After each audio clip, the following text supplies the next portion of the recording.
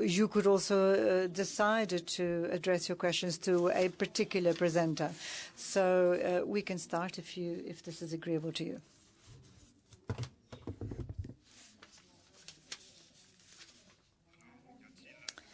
Right. Do we have anyone who would like to ask any questions?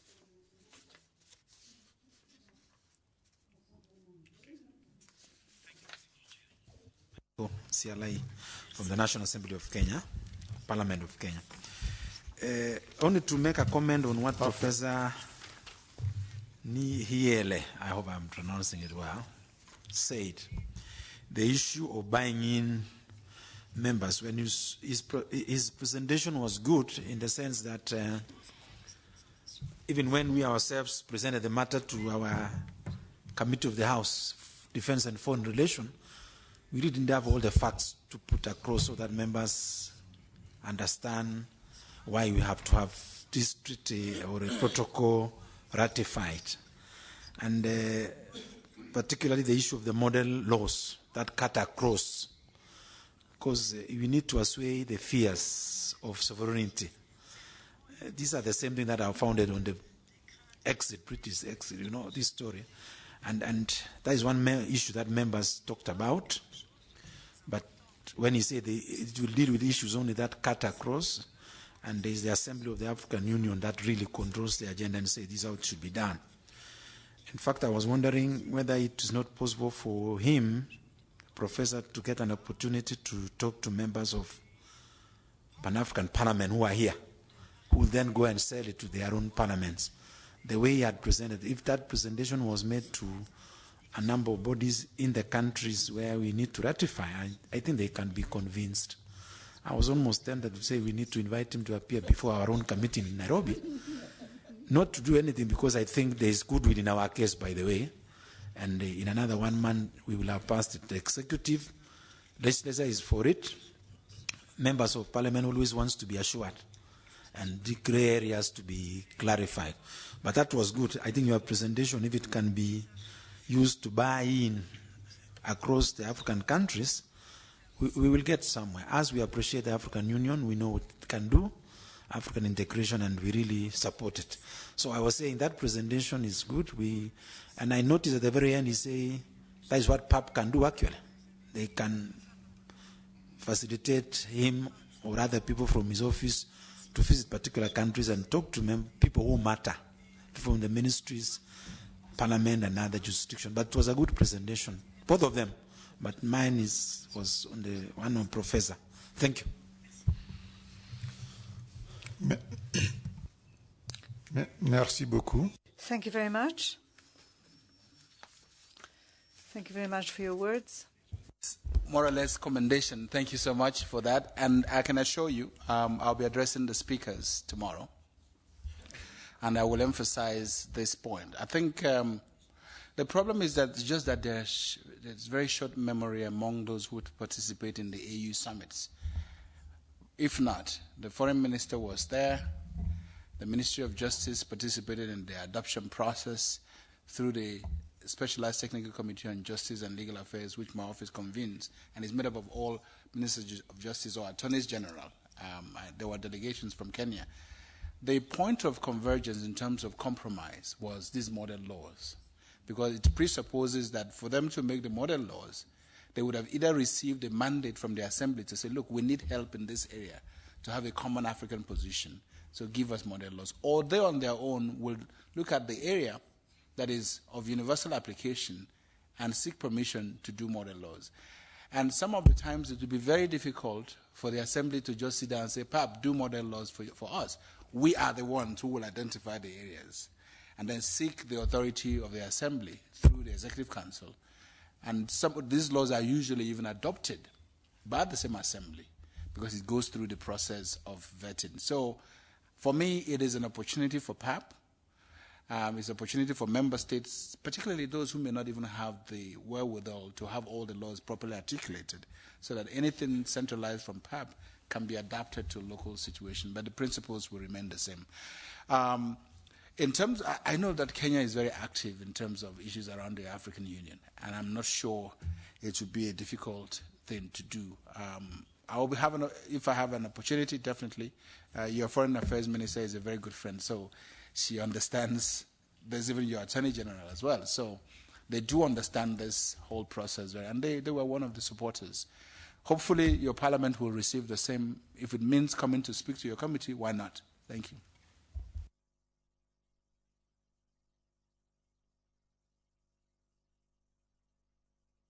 Si vous avez la parole. You have the floor.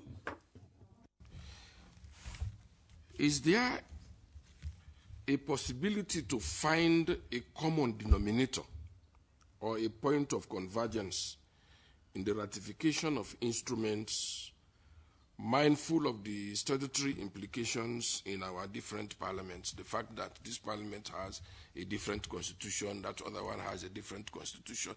Is there a point of convergence or a common denominator that you can find so that the question about ratification would be much more facilitated and easy?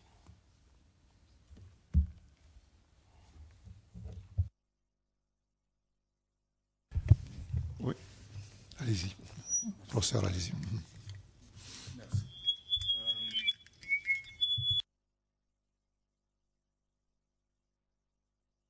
Yes, thank you.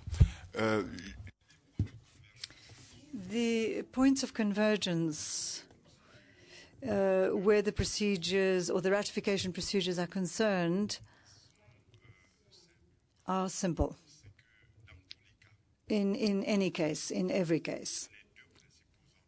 The two principal organs of state, that is the President of the Republic, that means the head of the executive, or the Prime Minister. This, of course, depends on the parliamentary regimes that are used in a country, and then together with Parliament.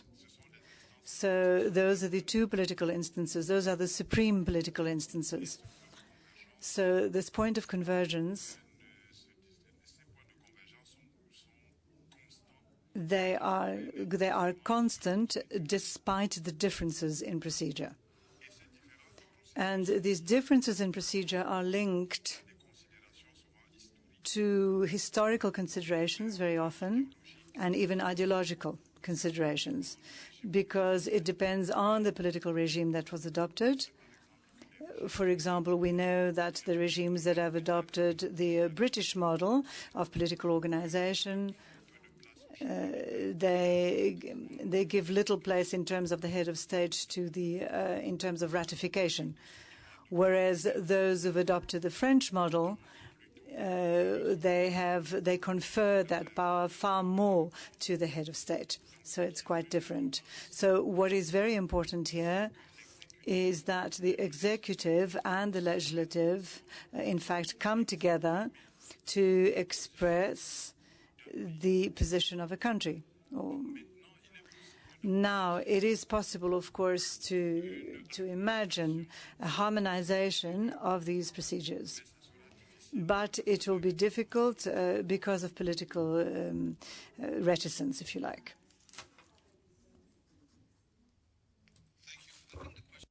Is very important, and I agree with my colleague on the other side.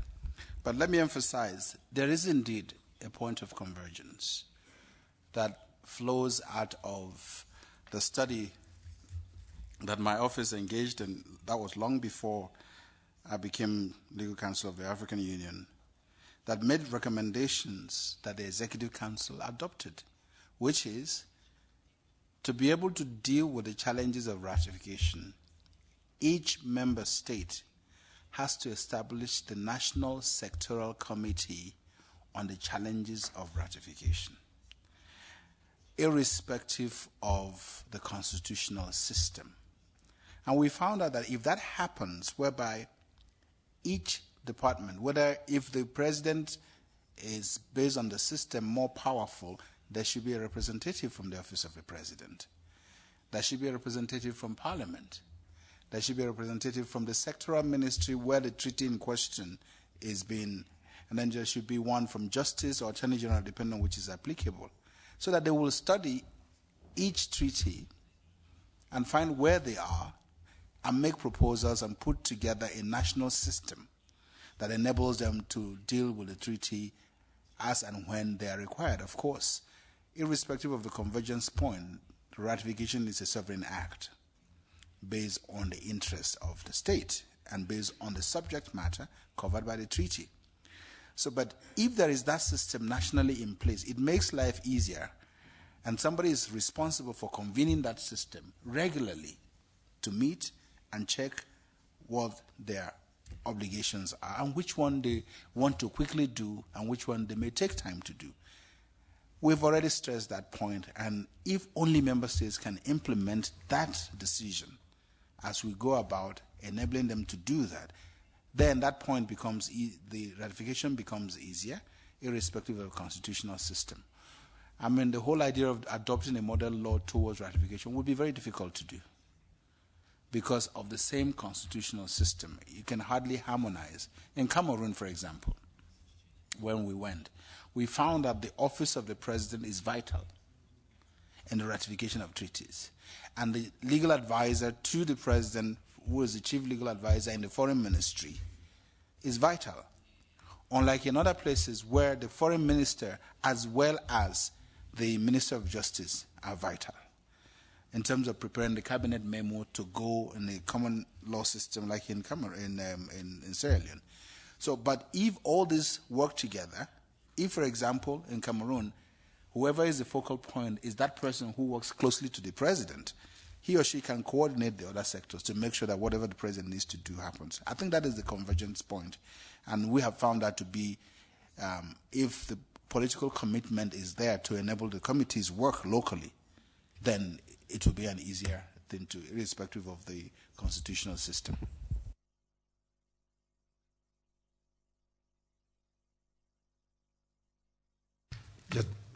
Oui, allez-y, allez-y. Yes, you have the floor. Thank you very much. Thank you for giving me the floor. I wanted to come back to the question of the popularization, if you like, of the Pan-African Parliament, or how familiar the people are with the Pan-African Parliament. Because if the Pan-African Parliament is to be a contact, really, with Parliament and with various political institutions, it seems to have very little direct contact with the populations themselves. And in order to be known, I think that we should create a mission that would, in fact, allow the Parliament to be better known. Because it is, in terms of being a support to the population, I think it is missing. And in fact, when one looks at the parliaments, when they work, you can see that they consult with the church, they consult with different civil society organizations, and I think that that is missing here at the Pan-African Parliament. I'm perhaps, because if there is no evaluation really of what is going on in terms of the public at large, I mean, I have not seen a document, at least, where we see reflected how the Pan-African policies are seen, in fact, by the public at large, and how it matters to the population, or how its activities are evaluated. And I think that in order to be stronger, I think the Pan-African Parliament needs the support of the people. And also, I also think that the moment it stops just being a consultative organ and becomes a legislative organ, it, of course, will change things a great deal. But if we continue to neglect this aspect, it will have a negative impact. Thank you very much, dear colleague. I will perhaps ask the next person to introduce himself or herself so that we can actually take the names down. Yes, you have the floor. I am from Burundi. I'm the Secretary General of the Burundi Parliament. My name is Mr. Job. I'm the Acting Clerk of Parliament. However, for the past 1 year, I've been in charge of finance, admin, and human resources, international relations, some of the activities in terms of communication and media. We at the Parliament, the Bureau and the Secretariat recognize the shortcomings in terms of visibility of the Pan-African Parliament. And it has become a paramount issue that we are trying to address. And you can see, if you are following our website, that we have revamped our activities online so that we can reach more people in the African continent as well as the diaspora, and also especially the youths, the young people. And of late, you could see that our media attack has been very successful. We have a lot of hits on our website. We have a lot of comments. But in addition to that, we have also tried to expand our outreach by trying to take the Parliament to the people, because also this is one of the reasons why we are doing the next plenary session in Cairo, Egypt. This way, if we rotate and move around Africa, the Parliament will be more known and more visible and will be more relevant to the populace. In addition to our activities in terms of our support on the AU in election observation missions, but also in the AU summits, we regularly participate and put our input. But I think we take note, and this is something that we had recognized of late, that the Parliament, even I myself, being the Deputy Clerk of the Pan-African Parliament, if you asked me 2 years ago, I will tell you I have not heard about it or know anything about it in terms of what it is delivering in the continent. But notwithstanding that, and the fact that I'm working with international organizations, that we are supporting the Parliament. So it's taking note of very seriously, and we are going on a very aggressive advocacy and campaign to make the Parliament more visible and more relevant. And like you said, the handicap issue is about the protocol, which is also recognized, and which is why it has been revised, so that the new protocol can make the Parliament more of a relevant legislative body, which it is meant to be. So if the Parliament becomes the relevant model lawmakers, everyone in Africa will hear of the laws that we are enacting, the directives that we are giving, even though it will go to the AU for their ratification or agreement, but you'll find out that we'll be more visible to the people, and they will be seeing laws coming from PAP and be able to see how relevant PAP is to their lives.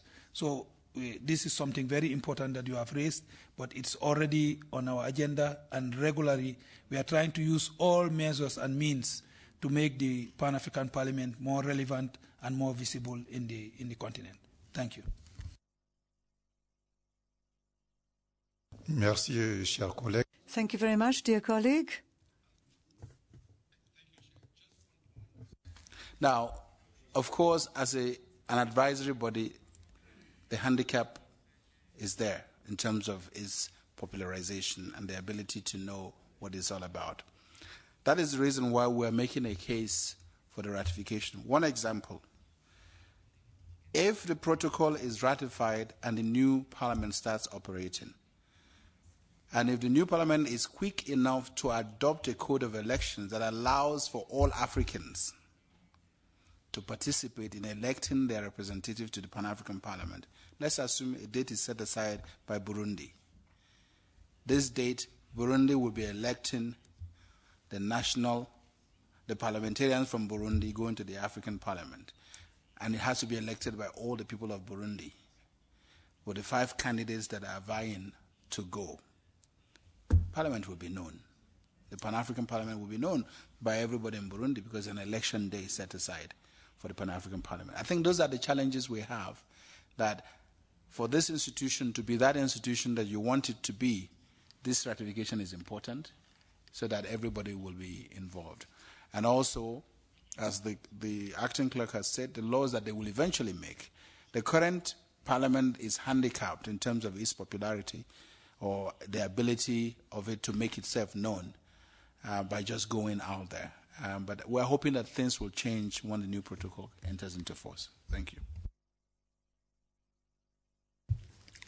Merci, professeur. Thank you. Do we have anybody else? Yes, you have the floor.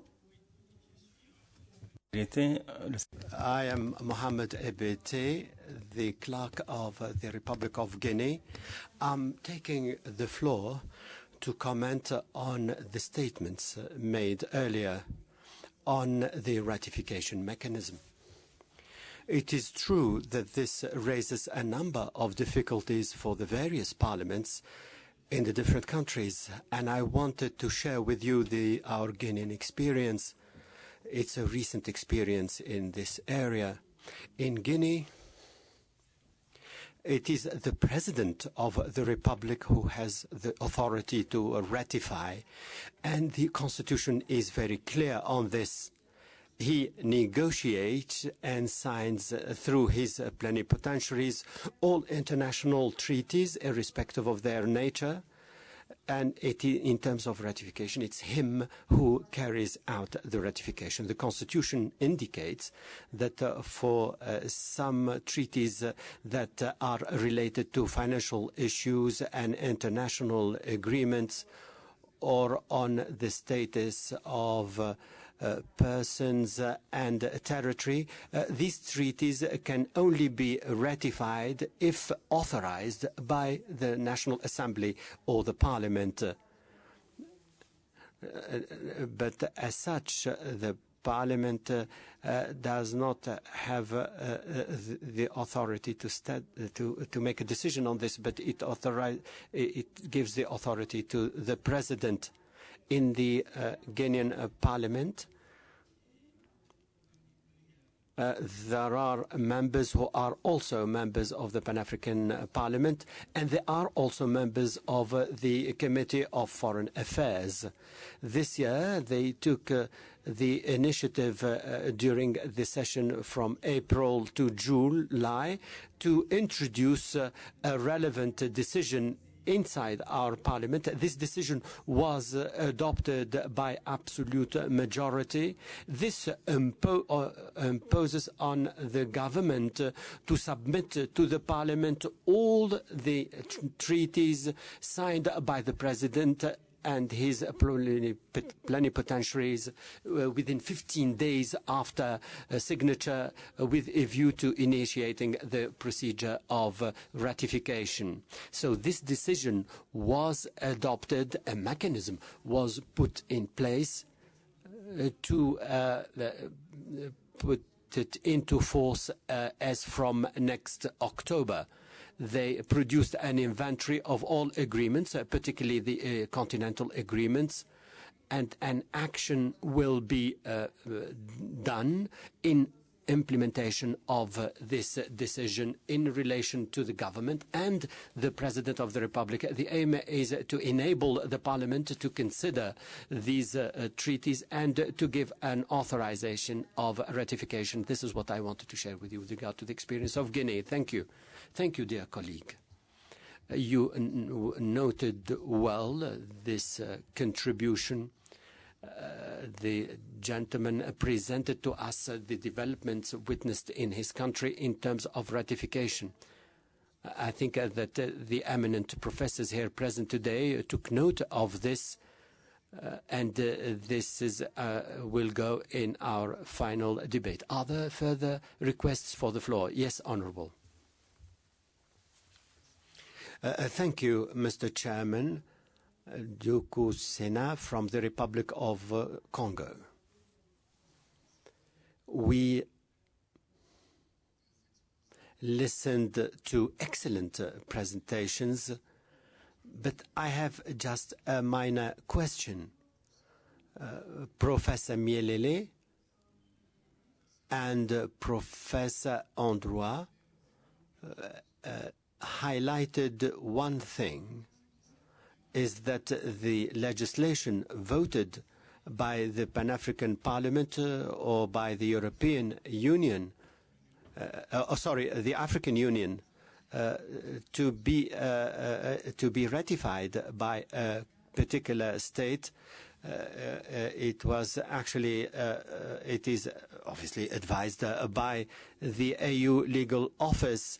The advice is to establish a national sectoral committee in each country in relation to depending on the nature of the documents, the legislation to be ratified. Now, does the legislation that regulate the operation of the Executive Council and the Assembly of Heads of State.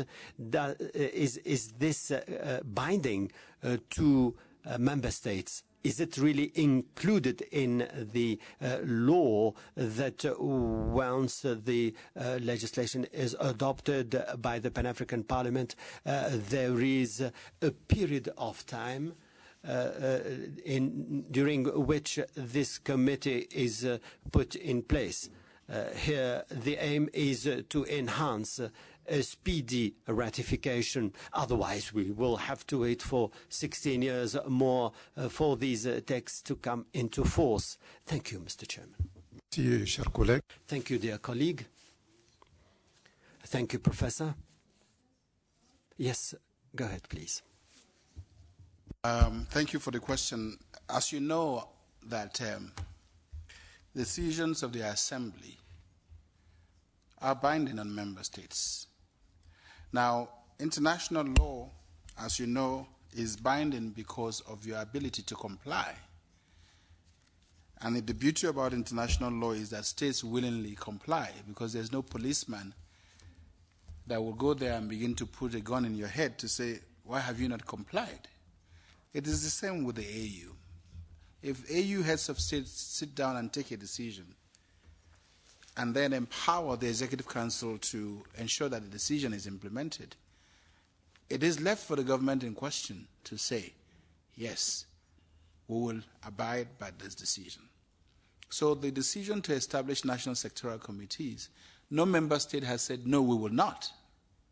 Every member state we went to had said, yes, we will establish one. I was using my sister from Zambia as an example in terms of what the meeting we had in Zambia. They never said no, and there's nothing I can do. You know, they said yes, and good faith effort means that I believe that they would do what they said they would do. It's just that I'm a bit disappointed that it has taken more than a year. I'm yet to receive communication as to having established that National Sectoral Committee. So the decision about the AU decisions are categorized into three levels: regulations, which are binding and are required to be implemented by member states; directives, which are also binding, and member states are supposed to implement them, putting domestic arrangements in place to ensure that they happen; and of course declarations, resolutions, and all that, which are not generally binding but persuasive enough in terms of the common position that they have taken. So again, the timeline within which a member state will have to implement that is just something that they have to do on their own. I expect that whenever we go, we see the foreign minister, we see the Minister of Justice, we see the Speaker of Parliament, we see the sectors that are supposed to be the treaty the country has not ratified, because we go with certified copies of all the treaties and a list of all the treaties that have ratified, and they receive it with joy. Thank you for visiting us. Thank you for reminding us to do what we're supposed to do. We will surely do this. Elaborate ceremony, the people meet, everybody is happy. We'll give you the name in no time, and we don't. So it's really that of the political commitment of member states to respect their own decisions. There's no way the AU will place any sanction on them. And what the AU does in placing sanctions is there are two categories. If, for example, there was a military coup, as there was in Burkina Faso, the AU says no, will be suspended. Or if you have refused to pay your contributions to the AU and you are owing arrears more than 2 years, they place you under suspension, which means you cannot vote, you cannot speak in AU meetings. But for failure to ratify treaties, there is yet to be any sanction, because we expect you to fulfill the obligations that you've undertaken by ratifying and implementing the treaties that member states have adopted in the Assembly. Thank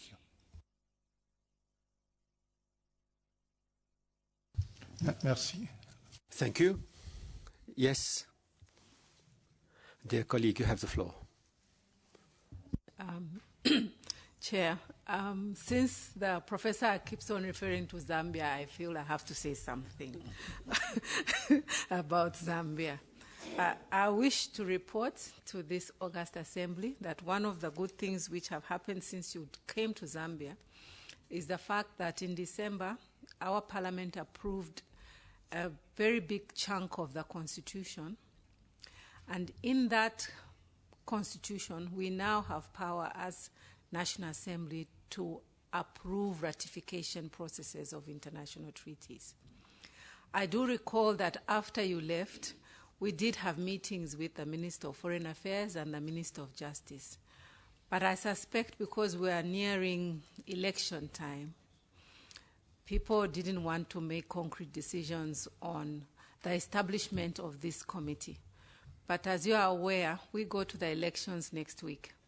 So I am sure that after the elections, everybody will settle down and know how to go about establishing this committee. What I'd also like to say is I've appreciated the presentations from both of you about the areas which trouble our countries. And I think the best way to look at this is on the issue of sovereignty, because I believe there is still a lot of unease amongst our leaders on this issue of sovereignty vis-a-vis model legislation. And I think what my colleague from Kenya has said is that this meeting has helped us so that when we go back, we can motivate the documentation which will assure them that the issues of sovereignty have been taken care of. And also that the issues which relate perhaps to electing these members from outside Parliament may also be addressed in such a way that they don't feel there's now a new onerous task of having another form of election outside the general elections of the country. So I just wanted to share this fact that we do have made a lot of progress in Zambia, and we hope the next time we come, we'll be able to talk about how those committees are operating in relation to all the other treaties of the African Union. Thank you very much. Merci. Thank you, dear colleague. Perhaps I can contribute to this debate. Since I'm here, I'm not comfortable. I can give the floor but I have something to say. In relation to the African Union, how are summits prepared? How are they prepared at the level of the Ministers of Foreign Affairs? Are they motivated by the need to ratify the instruments that have not been ratified yet? Probably the efforts of the African Union and the national parliaments can help us move forward in this area. Thank you. I can answer that question. Of course, in terms of the summit, as you know, the AU hierarchy is divided as follows. You have the Assembly and the Executive Council made up of foreign ministers, which are referred to as the policy organs. Then you have the Committee of Permanent Representatives, which is your ambassadors in Addis Ababa, who are referred to as the permanent representatives to the African Union, and are therefore the plenipotentiaries who have been given power by the executive. Of course, you have the organs of the AU, of which the Commission is the executive organ in terms of secretariat. You have the court, which is a judicial organ. You have the parliament. And then you have other specialized organs, such as the African Anti-Corruption Board, African Union Anti-Corruption Board. You have the Commission on Human Rights in Banjul. You have NEPAD, which is an implementing agency, and a number of specialized institutions of the African Union. Of course, you have categories also referred to as specialized agencies, which are ordinarily independent. It's just that they are adopted by member states and they have their own states parties. For example, the African Union Civil Aviation Commission is one of them, and a number of such. Now, during summits, in fact, summits are usually the time where heads of state take a lot of good pictures, signing instruments, and then foreign ministers. And there is always on the agenda signing and ratification of AU treaties. Now, some do prepare and come to the summit to demonstrate and show that they've ratified, but 90% is only signature. Now, also, every year, my office has what it calls the Treaty Week in Addis Ababa. Now, the fact that you have permanent representatives who are plenipotentiaries means that they can be authorized by the president to act on his or her behalf.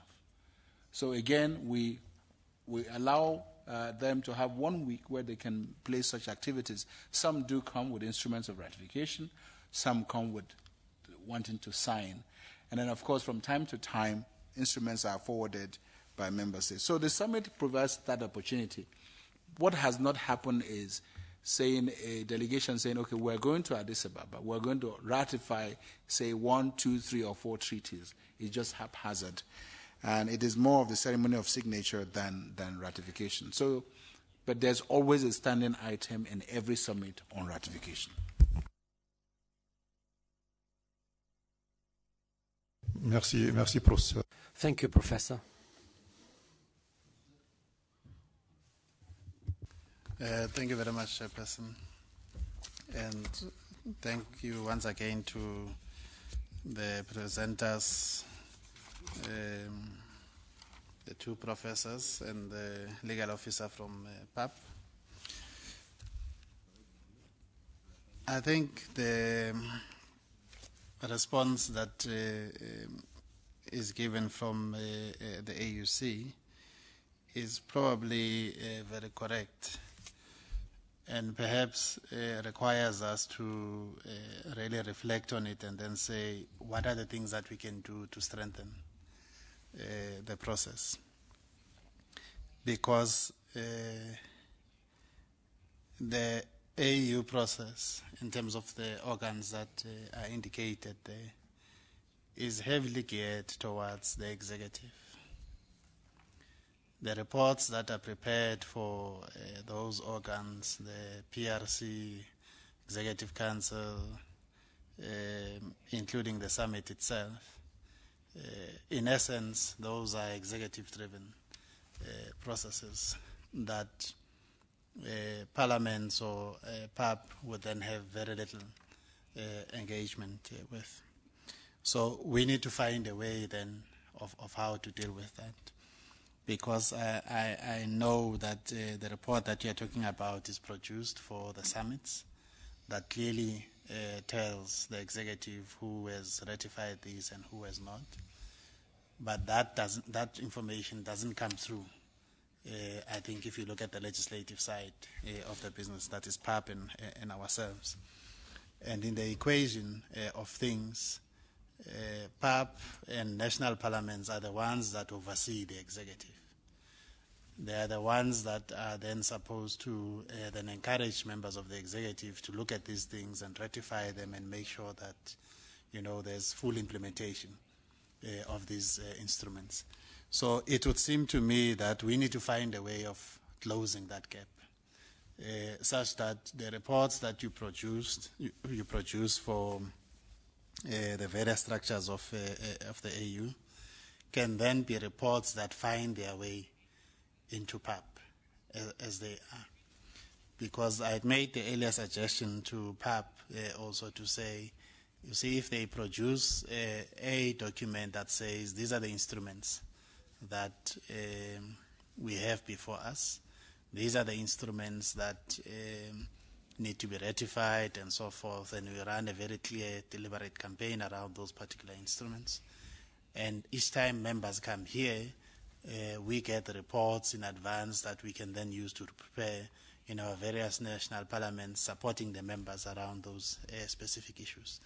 Then it will go a long way in terms of making sure that this issue becomes a permanent feature in the life of PAP, and we can then get actively engaged. But it will not only be a permanent feature in the life of PAP, it will become a permanent feature in the life of, the various national parliaments, because as we prepare our members to come and participate in PAP, then one of the items that we know will be a standing item will be this aspect around ratification, So it's bound to basically ignite discussions at a national level that would begin to ask questions from the executive about this and that instrument and why this is not moving forward and why perhaps they have not come through to make representations in that regard. So that would help us a great deal. And the last bit, perhaps as a general comment in this regard, we don't necessarily get, through the PAP system, the decisions from the summit, because there are a number of decisions that are very key from the summit, which would require, PAP to have a look at them. It would require national parliaments to have a look at them. It would require those of us who are supporting our members to have a look at them and follow through so that we can then be able to support those decisions. So if we can also then find a way of making available that information as a matter of course. I know that from your website the information is available, but I'm more looking for a more procedural, substantive way of dealing with things. Thank you. Thank you, Honorable Clerk. I think I'm glad the acting clerk is back because what I'm going to say will definitely have impact on the PAP. Unfortunately, what you're asking for currently exists. The PAP is represented at the highest level of the summit. PRC, Executive Council, with a right of audience, in fact, and the summit.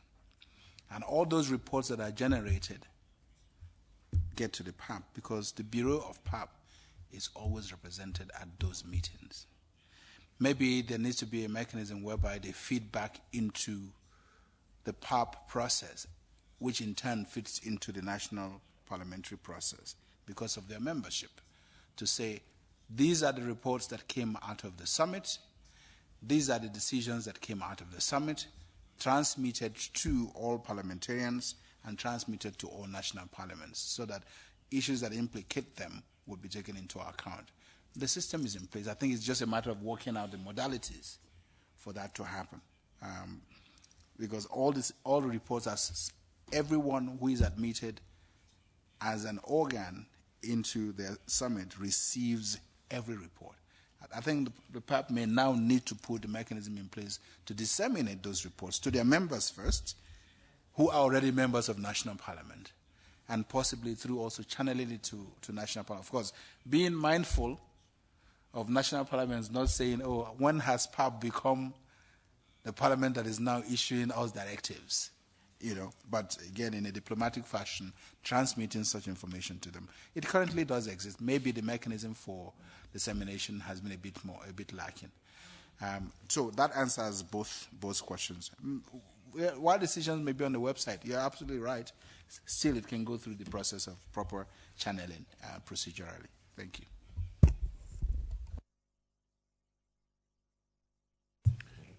Allez-y. Thank you very much. I would also like to say that we do participate in all the AU sessions in the summit, as well as the decisions. And what we do is also create a compendium of AU decisions, which we disseminate to our members. There's a booklet with all the decisions that are made at the AU summit, which the members of the PAP get a copy when they come to the plenary here. In addition to now having an actively working website, which we did not have in the past, we are able to also disseminate some of the information that we have got from the AU and relay them on our own website. We've also got a private company that runs the program that we produce called One Africa, One Voice magazine, and they are one of Hybris Africa that also produce some information on pamphlets on behalf of PAP. So we'll ensure that some of these issues are also on that pamphlet, which is very widely read. So I think in that regard, we are trying to ensure. Yeah. Yeah. Look, I think what he's trying to say is, while the booklet may be there and going to members, it may be necessary that the clerk, for example, addresses the clerks of all national parliaments to say, this is the decision we have received. We are forwarding to you. Because their member may not tell them when he or she goes back home. But if you send it to the channel of the clerks, who are the chief administrators of parliament, at least they are aware and can follow up with their members, who in turn may eventually realize, oh, they gave us this, here is your copy. Thank you. I missed that part because I wasn't here. But yeah, we take note for the future to ensure that that is done. Okay. Vous êtes satisfait? It's okay. Thank you. Oui. Merci, Monsieur le Président. Thank you, Mr. Chairman. I'm the clerk of the Assembly of Mali. Mr. Chairman, I've listened very attentively to the presenters, and what we need to say is that there is a problem of political will. We need to be clear about that. I cannot understand, as far as I'm concerned, that heads of state take a decision and that in-house there are difficulties to implement the decision. This I cannot understand. This is a question I wanted to ask to the expert on your right side. And the other question is whether the parliamentarians of PAP have been involved in this ratification process in the various countries. Because if we take the stance of Mali, after the assembly, our parliamentarians had carried out an advocacy work within the parliament and with the government. Therefore, Mali was one of the first countries that had ratified this protocol since June 2015. And after this ratification, some are wondering whether this was a good thing, why Mali has ratified and others not. So my question is the fact that we've ratified, we've been among the first who have ratified. Is it a bad thing for us? We ratified it in 2014. In terms of ratification of AU treaties, and our study also found that Mali has the best system in. Somebody was responding to a question during the first panel, the speaker presentation, to say, well, even the best student, Mali, had only ratified about 60%. Please let everybody be up to 60%. We'll all be very happy, to have that. But the question as to whether or not PAP members are involved in this process, yes, they are. There's always regional meetings. In fact, it was at the regional meeting in 2014 in Abuja where I challenged the delegation from Mali ratification, because I had produced a chart on AU treaties to show which country was performing.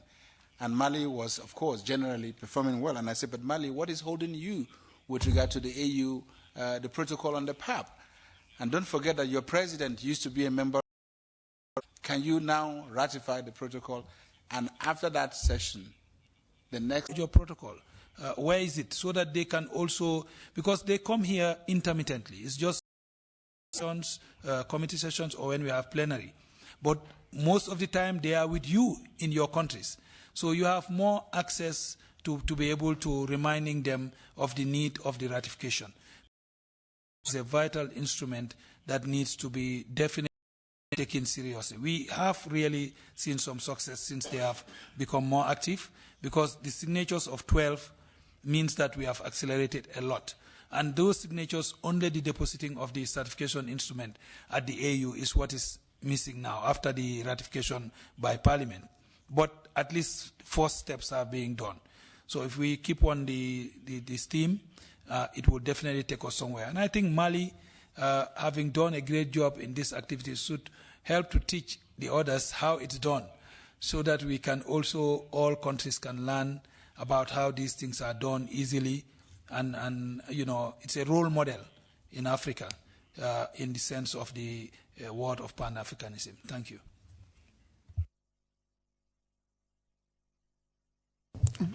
Merci, Monsieur le...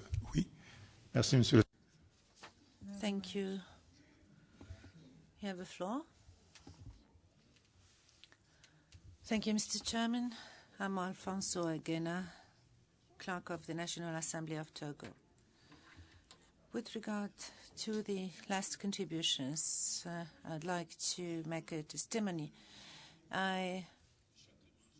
Clement this morning said that Togo and the Gambia have ratified but have not yet deposited the instrument, the ratification instruments, which means that Togo is considered not yet ratified it. I can assure you that the MPs have played a key role in this process after the last assembly, as well as the visit of the president of PAP to the country. They approached the committee in charge of treaties and conventions to do the lobbying, because the draft law was tabled before the assembly already.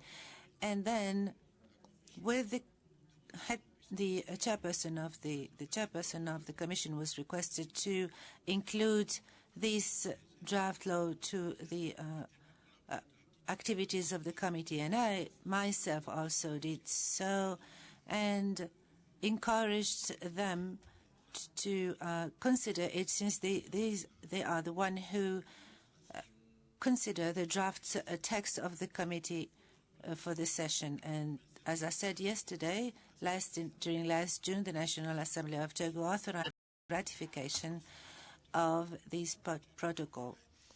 And currently, as it was said, what is left to be done is to encourage the Ministry of Foreign Affairs to expedite the process of preparing the instruments and to deposit them as soon as possible. But let me reassure you once again that in coming weeks, the full ratification of this protocol will be done by Togo.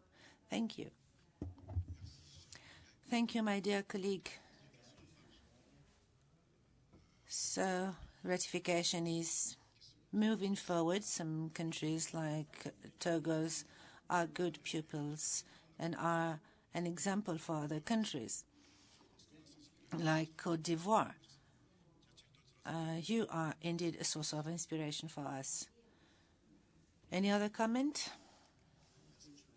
Thank you, Mr. Chairman. Please, Constant Bayer, Clerk of the National Assembly of Gabon.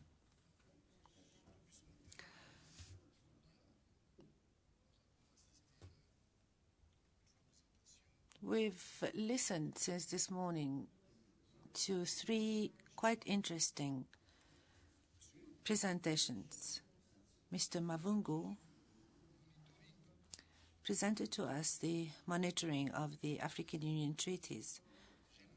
I did note that the best pupil, Mali, ratified 38 treaties out of 58. That is some 65 or 66%. I also noted that only 2 treaties have been universally ratified or totally ratified by all the countries, which leads me to say, or to raise 2 problems. The first one, to me, is a technical problem. I haven't heard since this morning that the treaties were tabled before our parliaments and that they have been rejected by our parliamentarians or senators. This might be explained by the fact that finally the treaties are not received early enough by our parliamentarians for them to ratify them on time. Therefore, I'm interested by the proposal made by Professor Miele, I'm mispronouncing his name, suggesting the establishment of sectoral national committees to check that each time any legal instrument is signed, the process of ratification be closely monitored in order to avoid any gap between the signing, that is the expression of the will of our heads of state, and the legal act or the legal practice that would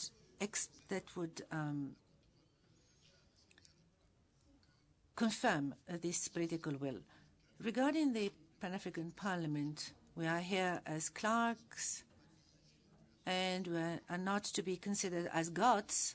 We have our limits. We need to work within our purview, within the limits of our prerogatives. Therefore, it will be good for us to have administrative secretaries. We need to have at the Pan-African Parliament that the MPs be helped and assisted by civil servants or administrative assistants or whatever the name, to help them in this kind of work that is monitoring the ratification of instruments and to draw the attention of the governments on the need of ratifying the protocol. The second sense that I have from the presentations is that the lack of knowledge of the organs and the role of the parliamentarians, and the presentations of Professor Ongwa this morning was crystal clear, and I really took note because we ourselves sometimes forget the existence of such organs. So we need to know why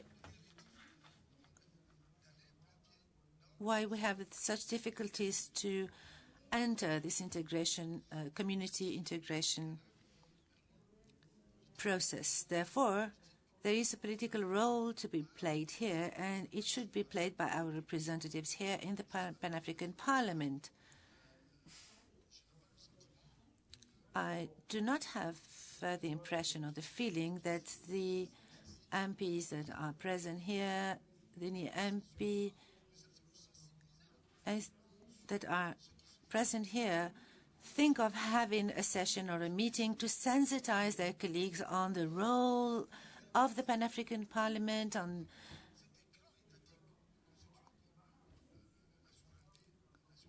because, among other things, of this difficulty of the national sovereignty, which interferes with this willing determination of achieving regional integration or African integration. These are some reflections that I have about the presentations that I wanted to share with you. Thank you, my dear colleagues. Says the chair. Any other comment? We're supposed to have 30 minutes left.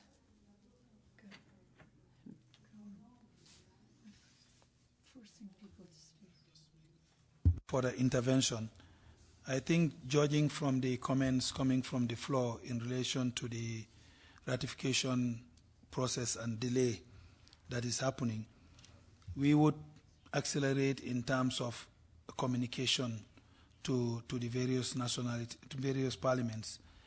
For example, like every month we send a reminder to the parliaments that we have not heard about any ratification, just to juggle their mind on it, because I recall that for sometimes in relation to payment of arrears of contracting states, this is a common thing that we used to do in the United Nations, sending reminder letters just to alert them. If we do it on a regular basis, it might be so monotonous that at one time they will decide to do something. But I think we could send them to the clerks, to the speakers, as well as copy to our MPs.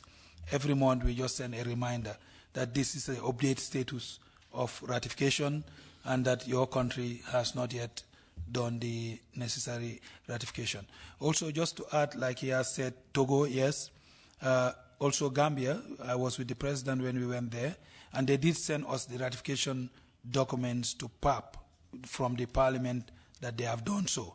But in the summit, we did reiterate to them that the certificate of ratification needs to be deposited to the African Union before we can recognize it on our records. Like Professor Vincent said, this is the rule. So they are also in the process of doing that. So at least I think with Togo and Gambia coming on board in the next few weeks, we'll be talking about 4. But I think that is still a very slow pace. And let's see how those 12 that already signed will do following these meetings of the speakers and clerks, as well as the reports that we will write to the various MPs of Pan-African Parliament. Thank you.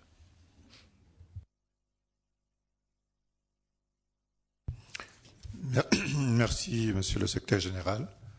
Thank you. Thank you, Clark. Any other comment?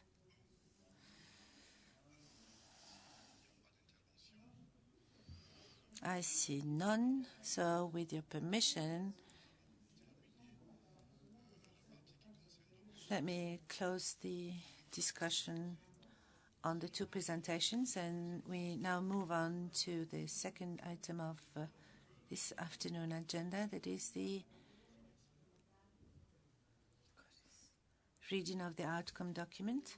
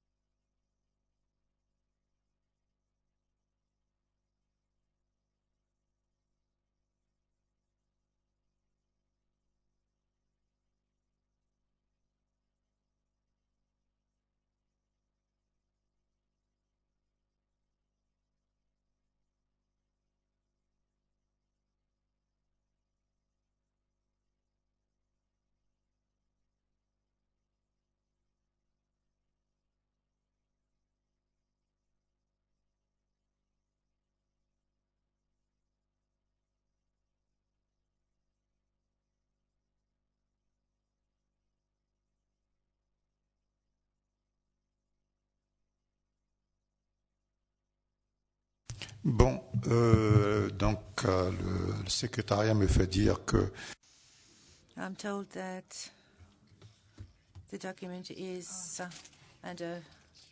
been finalized, taking on board the observations and remarks made so far. So let's adjourn for 15 minutes and then come back to adopt the document. Session adjourned. Yeah, I just want to make an announcement. We have a special present for you, so don't leave. If you leave, you'll miss out.